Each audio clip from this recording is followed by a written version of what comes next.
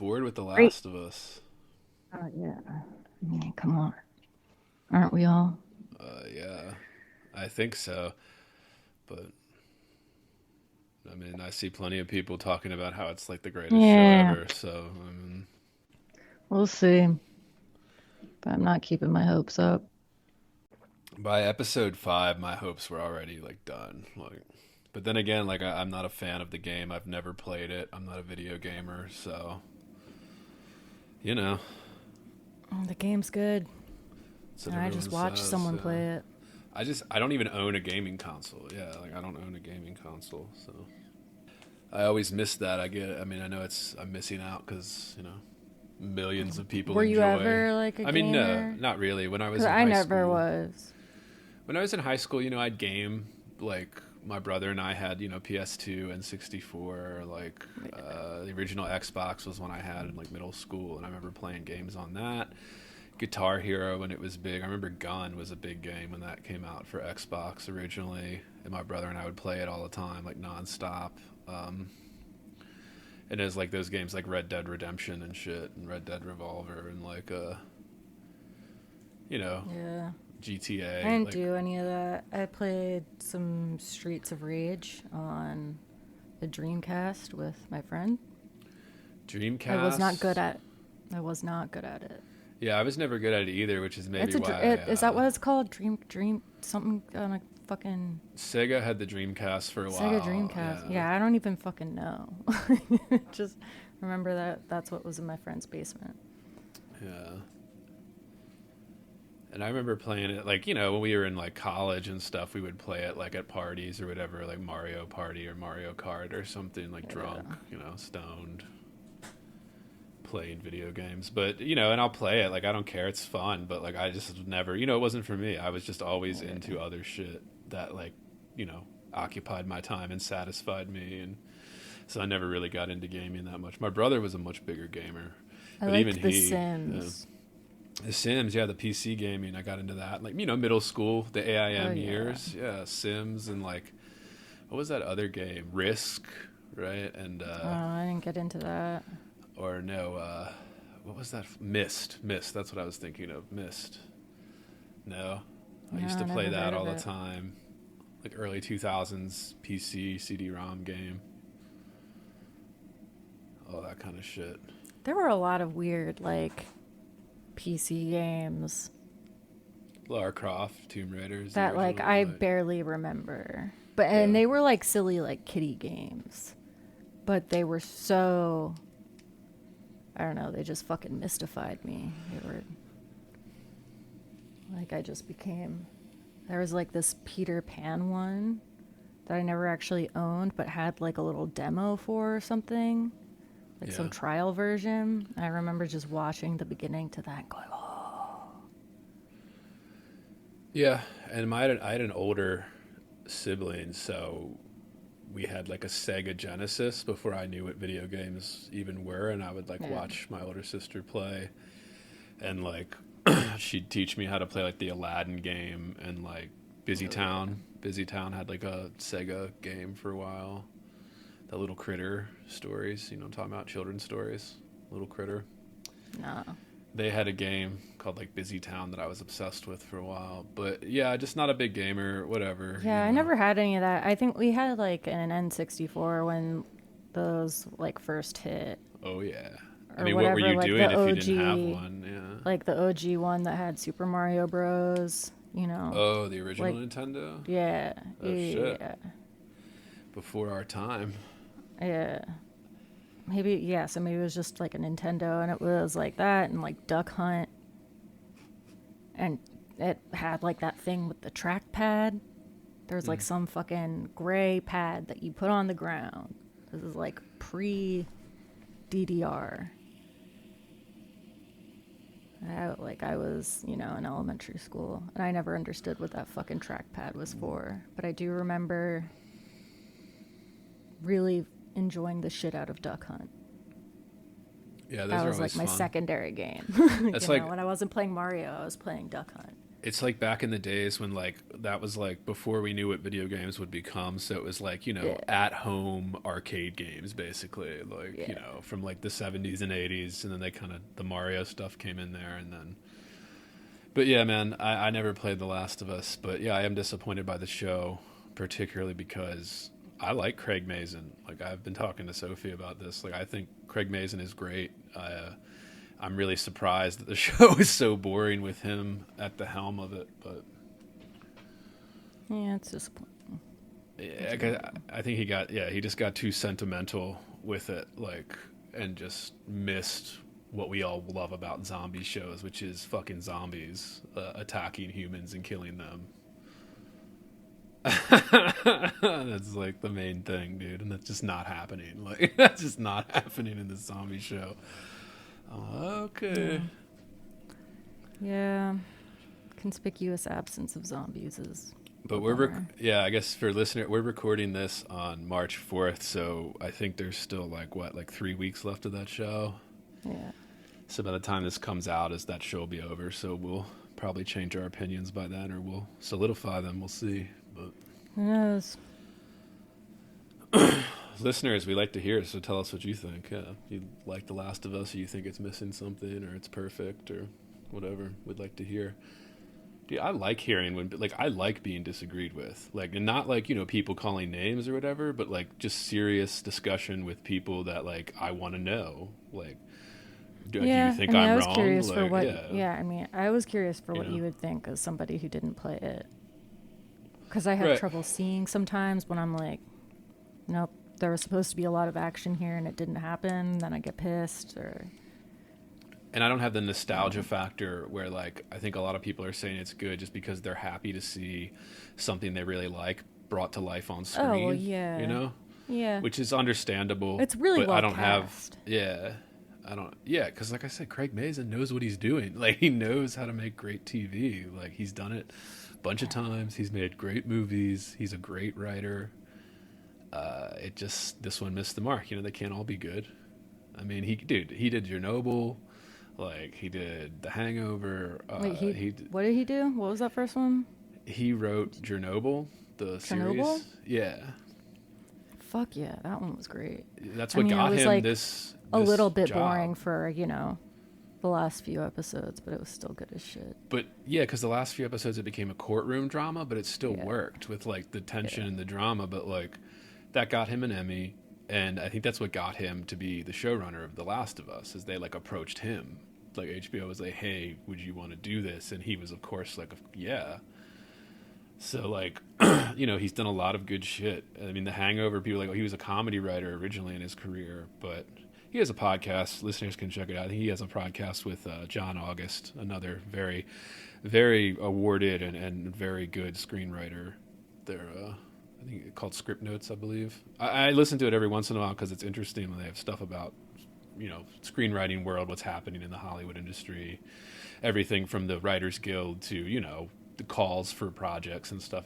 Fun thing for writers. They do something different than we do, but, if you're into screenwriting, check it out. All right, I guess that's enough preamble, dude. You good to go? Yep.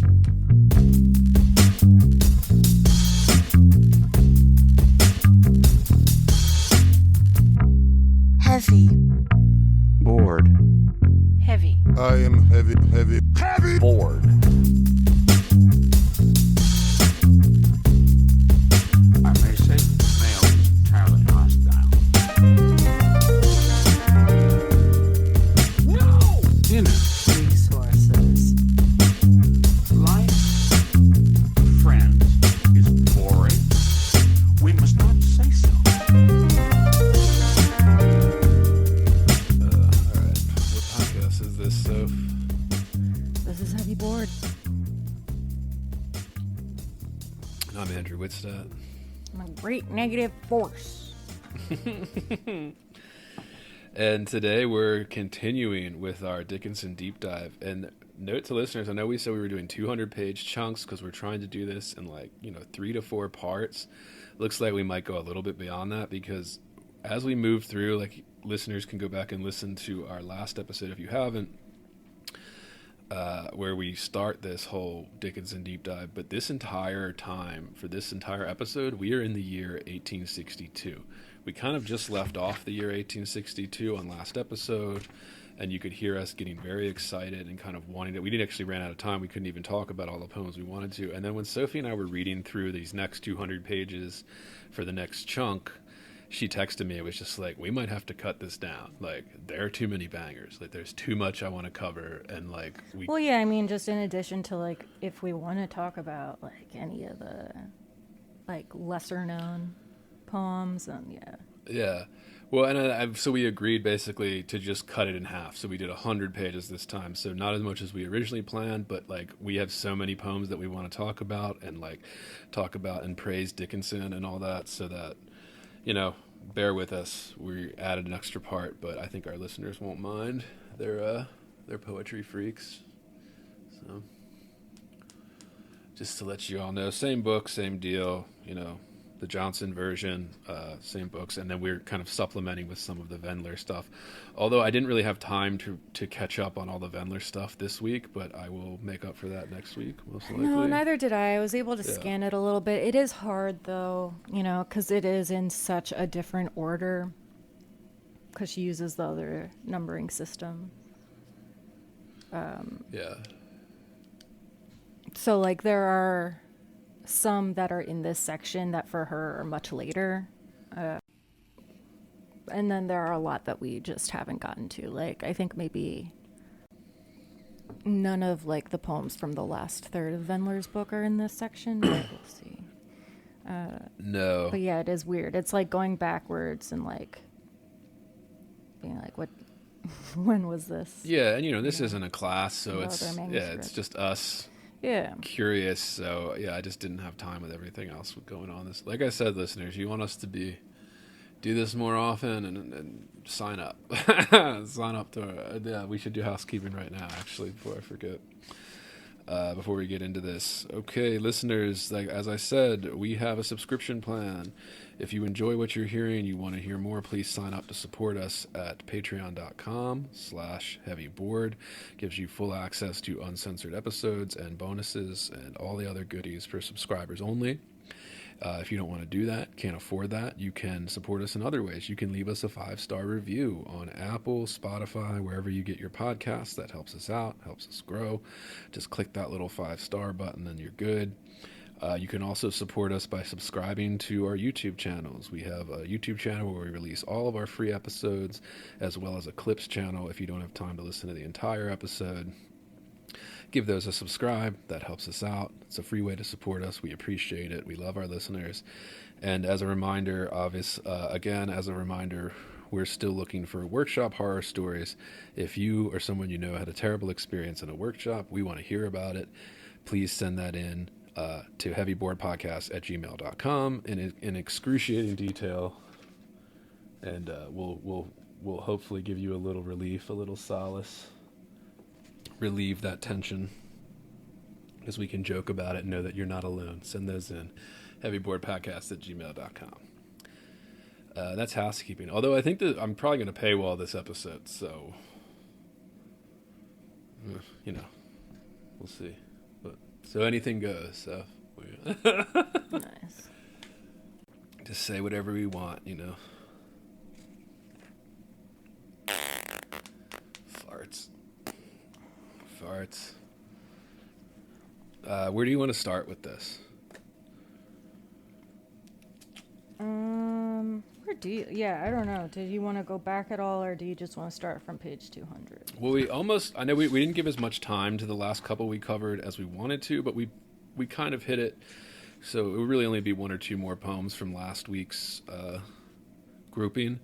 But as I said to listeners already, we're still in the kind of circa 1862 packet. So all of the poems that we're covering today, from kind of page 200 to page 300 in this edition that we have of Dickinson's complete works, they're all from 1862. So we're in the banger year. As I said in that first episode, I think this is the packet in 1862 that was at least dated 1862. It had, 366 poems sewn together in that little packet they found in Dickinson's drawer after her death. And we're right in the middle of it in this. And even at page 300, we're still in 1862. I'm going to take a look real quick just to see when we start to get to 1863, and it looks like there's almost another 40 pages or so of 1862 poems before we move into 1863.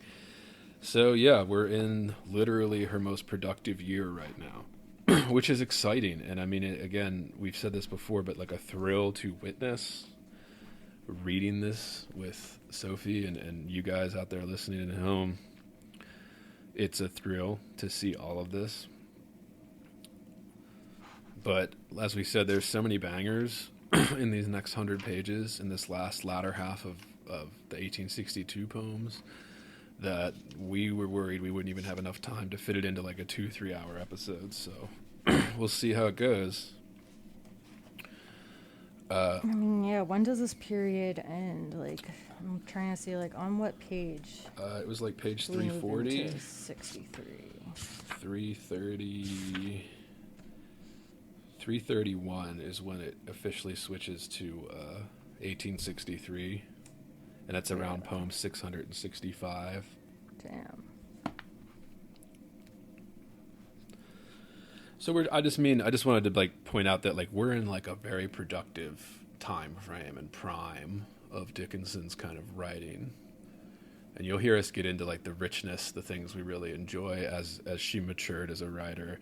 And again, 1862 is the year she started sending stuff out to editors and things like that.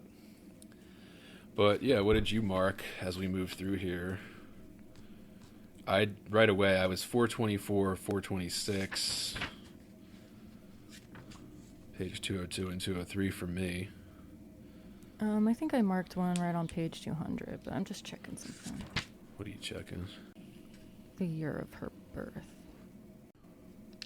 She was born in 1830. So in 1862, she's 32. So yeah, she's like our age during this most productive year. And just out of curiosity. Why is that? Why do a lot of writers, even a lot of writers, don't get published till after they're 40 and stuff? Why is that? Well, because you need that experience, you need that maturity. And while she probably dabbled in poetry before all this and all of that, like we had the very first poems were estimated to be dated around 1850, right? So she was maybe 20 when she started doing this, a teenager right out of high school, or what they would equivalent to high school at that time with a private tutor or something. And it's like, so of course she's just starting, she's read all the greats, she's getting interested in it. And then, 1862, 12 years later of her trying to do this, 12 years of work. And we see it come to fruition with that maturity at the age of 32. Oh yeah. And again, there are still like other bangers in that first batch of poems that we looked at. Yeah. So, even early on, she was very skilled. Or at least very original. You said you marked one right away on page 200. What number?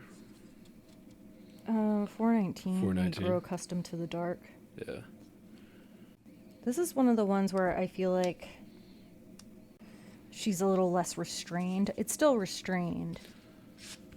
But I feel like as we go on, we increasingly sort of lose things. Not in a bad way. I just mean everything sort of gets tighter and more compressed. Yeah. It's what I did for 424 and 426. They're both shorter poems, but it's like where we're seeing everything work perfectly. The slant rhymes, the end rhymes, the dashes. There is a point in here where I think she gets a little overboard with the dashes. We'll get to that. But, like we said before on last episode, this is a complete work. So this is the good and the bad, the practice poems and the bangers, They can't all be masterpieces, but there's a lot of them for somebody who wrote 366 poems this year in 1862. What about for 419? Or did we already say it? No, it was just like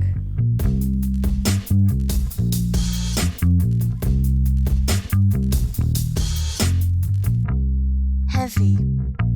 Bored. Heavy. I am heavy. Bored. If you're hearing this, you're listening to the free version of Heavy Board. If you'd like to hear the full episode, become one of our subscribers at patreon.com/heavyboard. For less than 1 cup of coffee per month, you will receive full access to uncensored episodes, jerk shop, special dispatches, bonus interviews, and more. Come join the conversation today at patreon.com/heavyboard.